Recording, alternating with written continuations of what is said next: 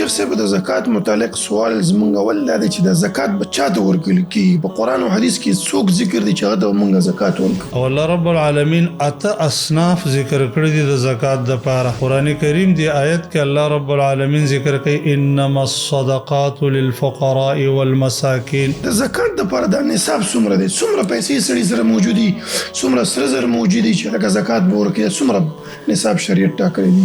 د مثال په تور باندې د هغه وخت پیسې وې سره زر او سپین زر. د وخانو د پاره یې نصاب ټاکلی دی چې وخان د 15 نه کم وي، په هغې کې زکات نشته. او حدیث کې راځي چې نبی کریم صلی الله علیه وسلم فرمایي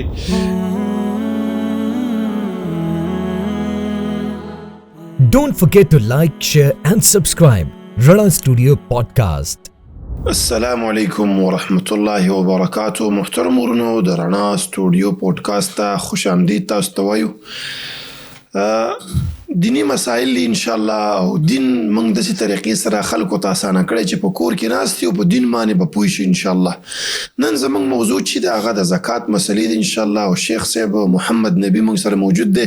شیخ صاحب السلام علیکم ورحمت الله. وعلیکم السلام ورحمت الله وبرکاتو. شیخ محترم، د هر څه نه مخکې ستاسو ډیره شکریه ادا کوم چې تاسو خپل زندگی د الله د دین د خدمت لپاره وقف کړی ده. په دې لاره کې تاسو د ایتام سره کومکونه کوئ، د مظلومانو سره، د فقیرانو مسکینانو سره، او د دې نه علاوه اوس د ډېر ښکلی اقدام وکړي چې د الله دین هر د دنیا هر ګوټ ته، هر کونج ته، بلکې د هر سړي جیب ته په اسانۍ باندې ورسیږي. نو ستاسو د الله رب العالمین نه دعا کوو چې ستاسو دا قدم په اخلاص باندې بنا کړي او الله دې په خپل در کې قبول کړي، او رب العالمین دې ستاسو په میزان الحسنات کې په هغه وخت کې واچي چې التمال او بچی فایده نه رسي، مګر دغه نیک اعمال دي چې هغه فایده رسي. نو دویم به ستاسو ډېره زیاته شکریه چې موږ له مو په دې کې مقرره کړه چې یو چند لحظات د الله د دین د خدمت په سلسله کې استعمال شو. الله نه دعا کوو چې زموږ دا مجلس د خیر مجلس وګرځي، او الله رب العالمین زموږ د خولې نه هغه خبرې راوباسي چې الله ته محبوب وي او د مسلمانانو د هدایت ذریعه وګرځي. جزاک الله خیر. شیخ صاحب د زکات متعلق سوال زمونږ اول دا دی چې د زکات به چاته ورکول کیږي؟ په قرآن او حدیث کې څوک ذکر دی چې هغه ته مونږ زکات ورکړو؟ د زکات په باره کې قرآن کریم خپل د دې بیان کړی دی، او الله رب العالمین اته اصناف ذکر کړی دي د زکات د پاره. قرآن کریم دی آیت کې الله رب العالمین ذکر کوي انما الصدقات للفقراء والمساکین. الله وی صدقات اته اقسام تبارکول شي، یو د هغې نه فقیر، دویم د هغې نه مسکین.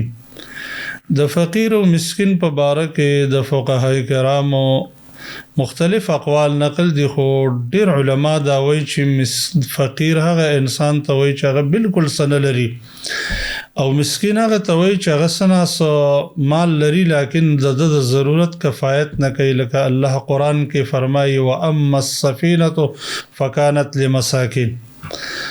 د زکات بل مستحق چې دی هغه څوک دی چې هغه د زکات دا پند را جمع کوي، العاملین علیها. د زکات بل مستحق چې دی هغه څوک دی چې هغه فی سبیل الله، او د فی سبیل الله په مصداق کې عام علما ذکر کوي چې مراد جهاد فی سبیل الله دی، او د حج په لاره کې چې خرج کېږي دا فی سبیل الله دی.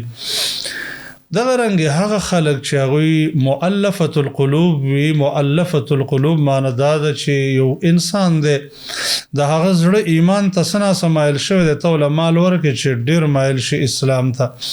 د هغې تفصیل به وروستو به بیان کړو انشاءالله. مؤلفة القلوب او دغه رنګ وفي الرقاب چې مریان آزادول یا جیلیان د جیل نه آزادول، د دې دپاره د زکات پند به خرج کېدلی شي. جزاک الله خیر. شیخ صاحب د زکات دپاره د نصاب څومره دی؟ څومره پیسې سړي سره موجودي، څومره سره زر موجودي چې هغه زکات به ورکړي؟ څومره نصاب شریعت ټاکلی دی؟ دا خبره یقیني ثابته ده چې د الله رسول صلی الله علیه وسلم مونږ ته د زکات د هر یو مال نصاب ښودلی دی. د مثال په طور باندې د هغه وخت پیسې وې سره زر او سپین زر، نو د سرو زرو نصاب یې ښودلی دی چې 20 مثقاله چې د دې نه 9 تولې 7.5 تولې جوړېږي. د سپینو زرو زکات یې ښودلی دی 200 درهمه چې د اوس وخت مطابق د هغې نه 2.50 تولې 52 تولې جوړېږي. د اوښانو دپاره یې نصاب ټاکلی دی چې اوښان د 5 نه کم وي، په هغې کې زکات نشته. او حدیث کې راځي چې نبی کریم صلی الله علیه وسلم فرمایي لیس فی ما دون 5 زود من الابل صدقه. د 5 اوښانو نه چې مال کم وي نو په هغې کې زکات نشته. د غواګانو دپاره یې 10 نصاب مقرر کړی دی او د ګډانو چیلو دپاره یې 40 نصاب مقرر کړی دی. دا هغه مالونه چې د الله د نبی په دور کې به د دې نه زکات اخیستل کېده او نصاب یې مقرر کړی دی. همداسې نبی کریم صلی الله علیه وسلم په حبوبو کې لکه او په میوجات او فصلونو کې 15 وسقه مقرر کړی دی چې یو وسق 80 صاع دی او یو صاع چې دی تقریبا 2.5 کیلو دی. نو دا 250 کیلوګرامه چې غنم، اوربشې، جوار، کجوري او دغه رنګې مویز وسکې د دې نه کمې نو په هغې کې زکات نشته، ځکه د الله نبي فرمایي لیس فی ما دون 5 اوسق من الحبوب او من التمر صدقه.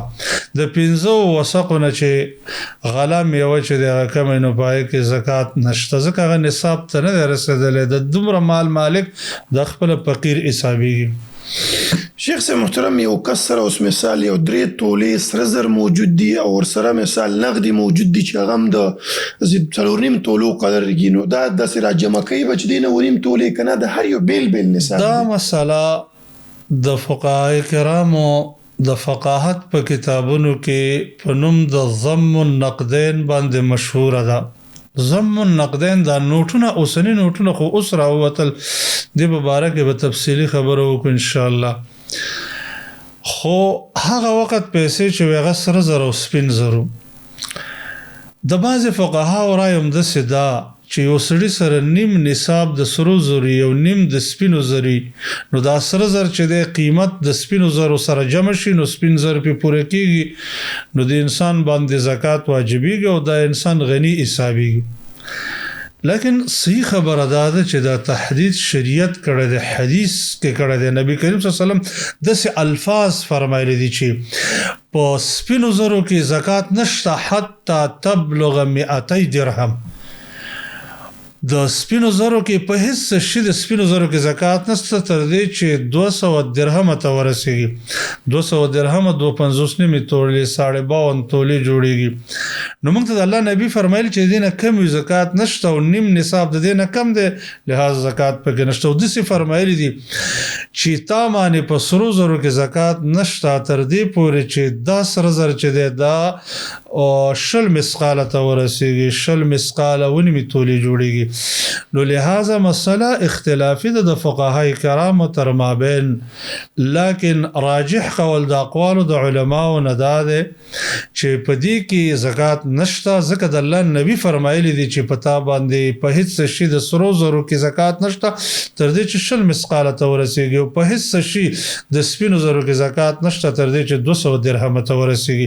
لہذا نه دي رسېدلي، د شریعت نصاب ته رسېدلي دي، په دې کې زکات نشته. او شیخ صاحب تاسو مخکې ویلې چې د نبی علیه السلام په زمانه کې سره زر او سپین زر په دې به اخیستل ورکول کېده. نن سبا اوس دا نوټونه دي، نو د نوټو لپاره به موږ نصاب سپین زر ټاکو چې دې قدر پیسې ما سره موجودي، که نه سره زر به ورته ټاکو چې د سرو زرو قدر پیسې ما سره موجود. دا خبره شیخ محترم په هغه دور کې همداسې وه چې د هغه دور پیسې چې د هغه سره زر او سپین زرو اوس چې د حساب په سرو زرو او سپینو زرو نه کېږي بلکې په دې نوټونو باندې کېږي. نو د دې عصر علماء کرامو په دې باب کې په دې نوټونو کې اختلاف دی. یو قول د اقوالو د علماو نه دا دی چې دا به د سپینو زرو سره مقایسه کېږي، یعنی دومره نوټونه تا سره پوره شي چې په هغې باندې 2.50 تولې سپین زر وشي. نو په هغه انسان به زکات ادا کوي چې تا سره دومره پیسې وي چې ستا په پیسو باندې 2.50 نیمې تولې 52 تولې سپین زر کېدل نو ته غني ته به زکات ورکې د دې قول علما کرام یو څو دلایل وایي اولنې دلیل دا دی چې اصل په سمنیت کې سپین زر دي د رسول الله صلی الله علیه وسلم په دور کې به عام او اصل چې هغه به سپین زرو پیسې وي دسې د کمل کونو ته چې دا نوټونه ورکول شي مخکنی نو دا اصلي د هغې ملکونو پیسې هم سپین زر وي لکه د سعودي او یا داسې د امارات او دوبۍ دی هغه د سپینو زرو د هغه خپل د نوټ مقدار ښودلی دی نو یو دلیل دا دی چې اصل په ثمنیت کې سپین زر دي نو لهذا د سپینو زرو سره به مقایسه کوي دویم دلیل دا ښودلی دی چې د سپینو زرو نصاب چې دی دا د صحیحینو په روایت کې راغلی دی او اتفاق د علماو سره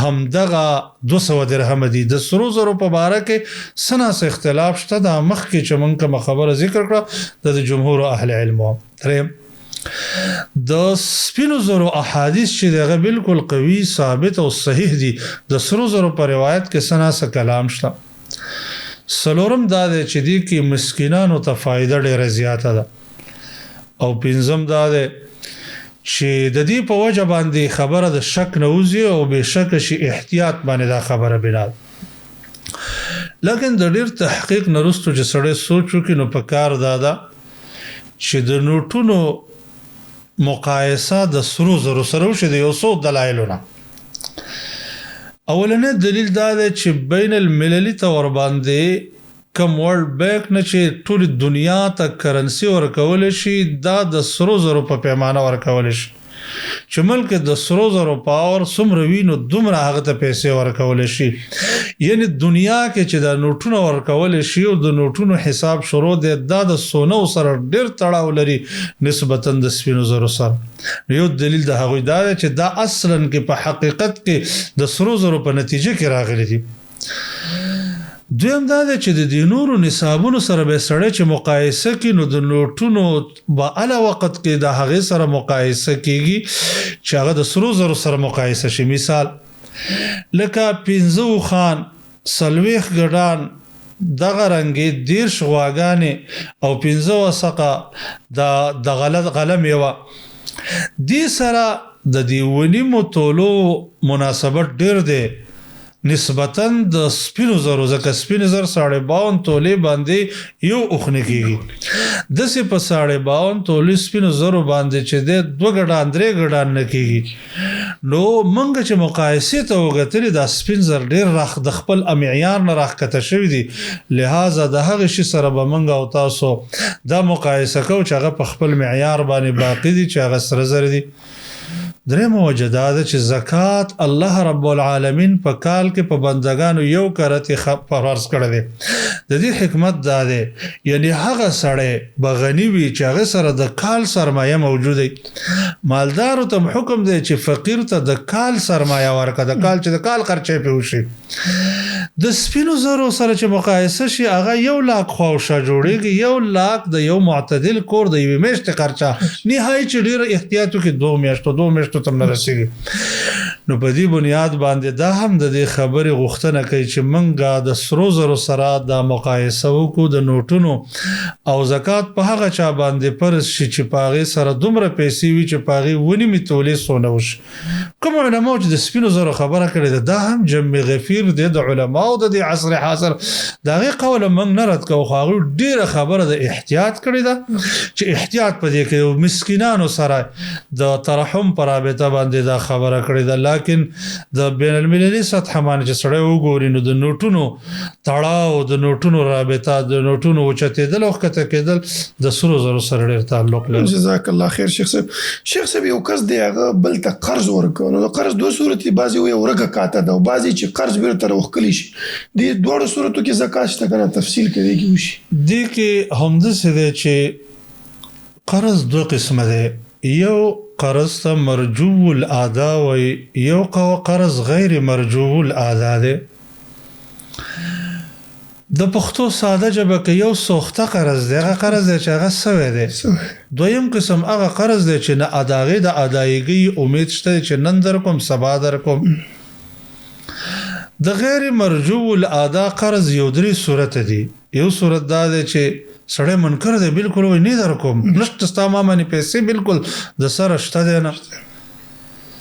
دویم صورت دا دی چې پیسې شته او نشته خو سړی د بیخه ورک دی، سړی بالکل غایب دی.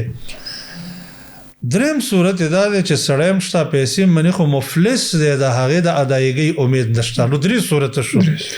سړی منکر دی، دغه انسان هم چې دی دغه سوخته قرض دی. منکر نه دی لیکن سړی ورک دی، دا هم سوخته قرض دی. نه منکر دی او نه ورک دی، شته دی لیکن مفلس دی، بالکل څه د ادایګۍ امید نشته.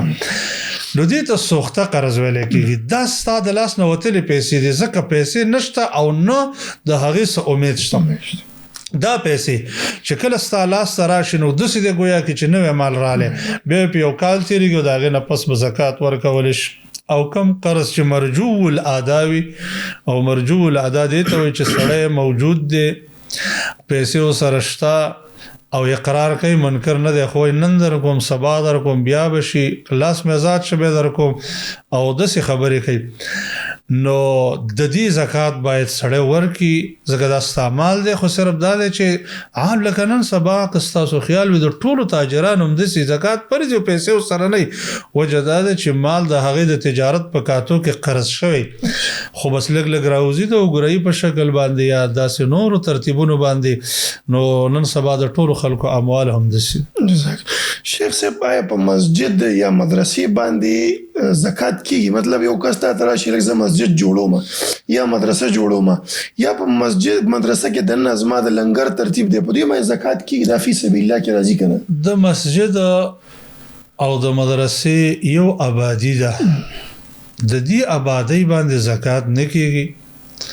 د دې بنیادی وجه دا ده چې قرآن کریم کې الله رب العالمین د زکات مصارف ذکر کړی دي، انما الصدقات للفقراء والمساکین. پای کې مسجد، مدرسه او دا نشته. بعض علماء په فی سبیل الله کې داخلي، خو چې دا ټول د خیر کارونه په فی سبیل الله کې داخل شو نو به د تقسیم ته ضرورت نشته، ځکه دا ټول امور فی سبیل الله دي. صحیح دا دی چې د فی سبیل الله تفسیر د الله د رسول صحابه کرامو د امت د فقهای کرامو نه راغلی دی چې فی سبیل الله نه مراد جهاد دی. او د حج هم د امام احمد بن حنبل رحمه الله پر رابطه باندې فی سبیل الله حج هم دی. لکه یو روایت کې راځي او زنانه نبی علیہ السلام ته ویل چې د الله رسول د حج اراده مې ده، خو زمونږ چې کومه وخوه هغه د زما خاوند چې هغه فی سبیل الله وقف کړی ده. نو نبی کریم صلی الله علیه وسلم ته وفرمایل که تا عادت ورکړی او د په حج کړی دا حج هم فی سبیل الله دی. نو د دې حدیث نه داسې معلومیږي چې حج هم فی سبیل الله کې داخل دی. نو د دې نه علاوه نور هغه په جهاد کې داخل نه دی فی سبیل الله.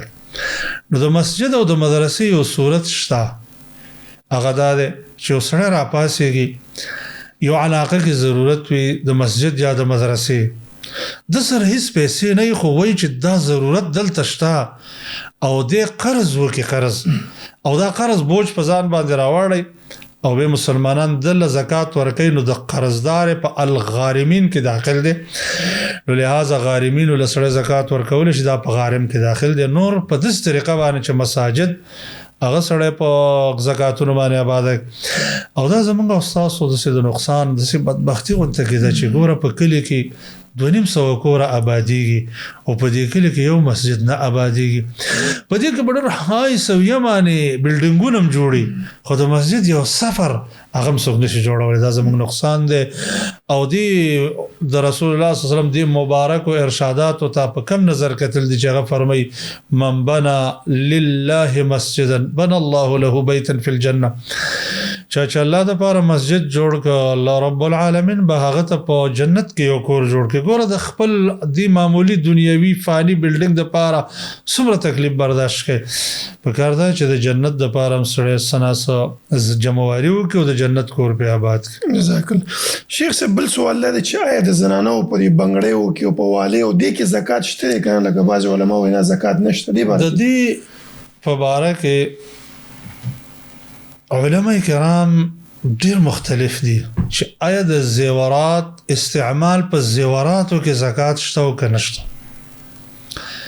د جمهور اهل علم رائے دا ده لکه امام مالک، شافعي، احمد بن حنبل چې د زکات نشته. خو د امام ابو حنیفه رحمه الله او د بعض نور فقها رائے دا ده چې په دې کې زکات شته. کوم علما چې وایي چې زکات نشته هغه وایي څنګه چې د نور استعمال په اسبابو کې زکات نشته نو دا د استعمال یو سبب دی نو په دې کې زکات نشته. دویم اتفاق دی د فقهای کرامو چې علاوه د سرو زرو سپینو زرو نه نور زیورات لکه جواهر هغې نه چې کوم زیورات جوړ وي جواهر وي مثلا هار وي د قیمتي ملغلرو نه جوړ یو انسان یو زنانه غاړې ته اچوي په دې کې اتفاق سره زکات نشته وایي نو دا هم هغسې زیورات دي. دریم دی باب کې چې کوم احادیث راغلي دي نو هغې کې څه ناڅه ضعف دی داسې روایت چې هغه بالکل د کلام نه خالي وي هغه پکې نشته. په دې فقهای کرامو دې ته نظر کړی دی ویل چې زکات یو حکم شرعي دی د دې دپاره قوي دلیل پکار دی. لیکن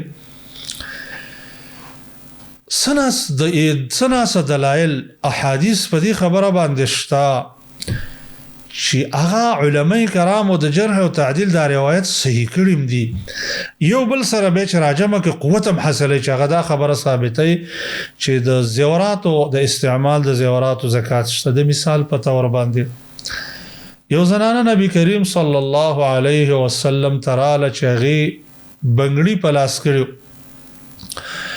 نو نبی کریم صلی الله علیه وسلم ورته وویل چې ته د زکات ادا کې هغه ورته ویل چې نه یا رسول الله د زکات خو زه ادا کوم نه ویل دا بنګړي دي د جهنم د اور نه کافي کیږي یعنی دا د بس دی دا بنګړي چې دا ستا زیورات دي او ته د دې نه زکات نه ادا کوې دا د جهنم ته ګزاري. دې زنانه چې کله دا خبره واورېدله او دا سخترین الفاظ واورېدل نو هغه بنګړي راواخیستل دا الله او د الله د رسول دپاره شو. داسې نبی کریم صلی الله علیه وسلم عایشه رضی تنها چې دی هغې ګوتمې جوړې کړې وې غټې غټې د الله نبي ورته وفرمایل چې دې باندې څه کوې ویل تا ته پې زینت او ډول کوم ویل ته د زکات ادا کوې ویل نه ویل نو دا ستا دپاره د جهنم د اور دپاره دي.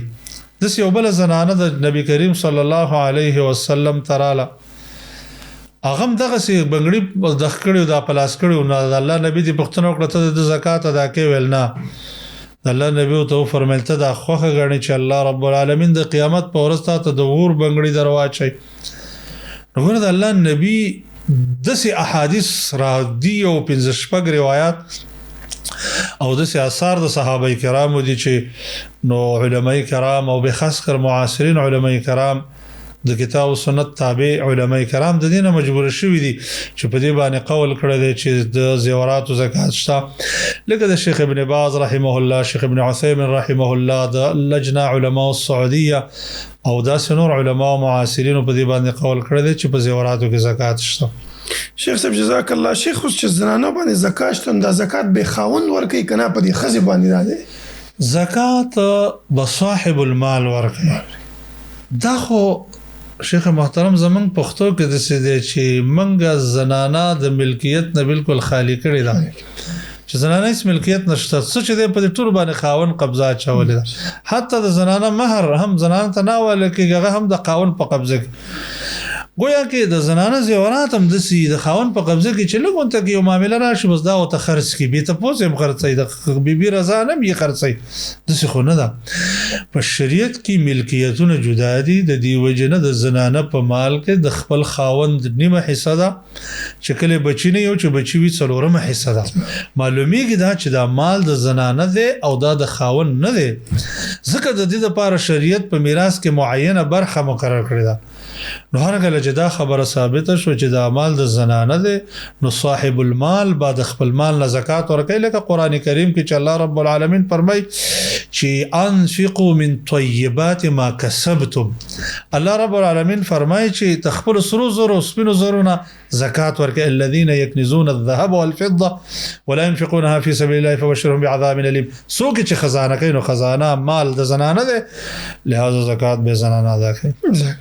شیخ صاحب محترم اوس یو زنانه د زکات به ورکوي دې سره نغد نشته خو مثال 8 تولې 7 تولې سره زرو سره دي و نیم تولې نو دا به څنګه کوي بازار کې به د سرو زرو دا ریټ کوي چې کم مثال دا خرڅي کنه کم چې بازار کې دوه ریټ لګيږي ته چې خرڅي تا نه یو ریټ اخلي او چې تی اخلي تا نه بل اخلي کم ریټ باندې به دا سره زر لګي او دا ظاهر هم دا چې او سره زر د نصاب په باره کې خو نصاب خو منسوسی دی هغه خدا دې چې ونی میتولی شنو ته مالدار حسابيږي خو چې ته پیسې ورکې نو ظاهر هم دا چې ته بازار کې خرڅې تا نه تعالی څومره پیسې درکې هم هغه د خرڅ پیسې به ورکول چې ځکه هغه پیسې چې پتاي در خرڅي نو هغه خلک سناسه زیاتی وي هغه زیاتی پیسې خو ستاله ست نه راځي او نه راتلی شي نو د دې شي زکات بسره څنګه ورکې چې هغه د پلاس کې نشته او نه د لاس راځي بلکې هغه چې فل حال بالکل د سره او فل حال پلاس کې موجود دی د زکات ورکې او هغه قیمت دی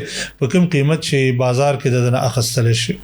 شیخ یو اداره د فلاحي اداره د خلک زکاتونه ورکې مثال پیسې راجم دي نو آیا د فلاحي اداره هم بیا زکات ورکې د سره مثال پیسې راجم شول د ونیم تولو سروزر نم زیاتې پیسې دی لکاو پیسې نو په دې بعد دوباره زکات ورکې کنه د ما زکات نشته مستثنا نه زکات د پاره دا شرط دی چې کمال لاس تراشي نو چې د دنه زکات ادا شوه بس دغه فاک دی زکات ته ادا شوه دی فلاحي ادارې له زکات صرف د وکالت په بنیاد باندې ورکړي چې ته زما د طرف نه وکیل شو چې زما د مال په خزه کې خرج کړ د فلاحي ادارې مشر رئیس امیر د دې مال مالک نه دی بلکې هغه د زکات ورکونکو طرف نه وکیل دی نو لہذا وکیل د پاره صرف خدمت دی د خپل خدمت په مقدار ته اخستل شي چې څومره خدمت دی کوي لکه څنګه چې عاملین د زکات نه برخه اخلي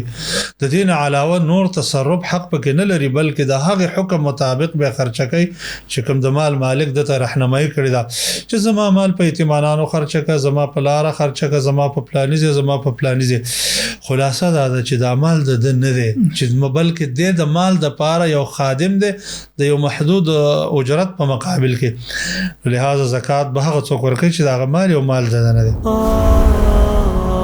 Don't forget to like, share and subscribe Rana Studio.